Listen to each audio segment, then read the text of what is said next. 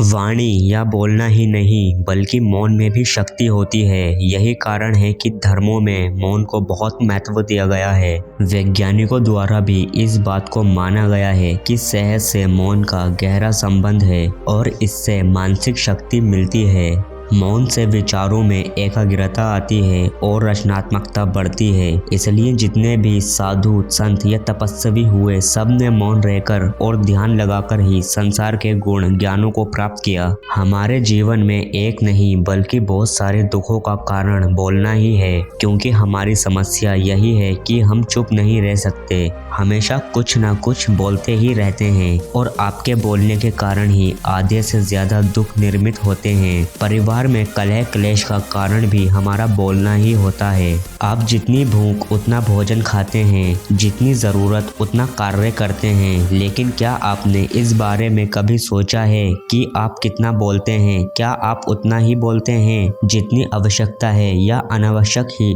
सारे दिन बोलते रहते हैं? इस बारे में कभी अकेले बैठकर जरूर सोचिए कि आज आपने दिन भर में कितना बोला, क्या बोला और सबसे जरूरी कि क्यों बोला। इनमें से कितनी बातें जरूरी थी और कितनी अनावश्यक। मनुष्य की प्रवृत्ति ऐसी है कि वह अपने मन में चल रही बातों को दूसरों को सुनाना चाहता है और दूसरे भी आपके साथ ठीक वही काम करते हैं। ये बातें किसी अन्य या तीसरे व्यक्ति से संबंधित हो तो सुनने सुनाने का काम और भी दिलचस्पी से होता है। आप फिर जब कभी भी बैठते हैं और इन्हीं बातों को फिर से दोहराया जाएगा और फिर से इन्हीं बातों पर विचार करेंगे। सुनने सुनाने का माहौल जीवन भर चलता रहता है और इस तरह से आप खो देते हैं अपना समय, अपना जीवन, अपनी सोच समझ और वो कीमती पल जिसमें जिया जा सकता है और जिसमें आनंद प्राप्त किया जा सकता है। इसलिए इस सुनने सुनाने के माहौल से बाहर निकलें। क्या है मौन की शक्ति? जब तक हम बाहर की ओर बोलते रहेंगे, हमारे भीतर अशांति रहेगी। जिस दिन हम मन से चुप हो जाएंगे, तब बाहर हमारे मुख से कुछ भी निकले, हम शांत ही रहेंगे। दुनिया में जितनी बुराइयां हैं, परिवार में कलेश है, पति पत्नी में विवाद है, सब बोलने के कारण ही होते हैं। हम चुप रहना नहीं चाहते हैं, हमेशा सुना देना चाहते हैं, लेकिन व्यर्थ का बोलना ऊर्जा का नष्ट होना होता है। इसलिए जितने भी बुद्ध, साधु और संत हुए हैं, वे सब एकांत की ओर गए, क्योंकि उन्हें अधिक बोलना ना पड़े और अधिक सुनना ना पड़े। महावीर ने 12 वर्ष और महात्मा बुद्ध ने 10 वर्ष मौन रहने के बाद ज्ञान प्राप्त किया। महर्षि रमण और चाणक्य भी मौन के उपासक थे, लेकिन आप इस संसार में रहकर भी एकांत रह सकते हैं। इसलिए आपको अपनी ऊर्जाओं को बचाना होगा, जिससे आप व्यर्थ के शब्दों में नष्ट कर देते हैं। इसलिए उतना ही बोलें जितना जरूरी हो।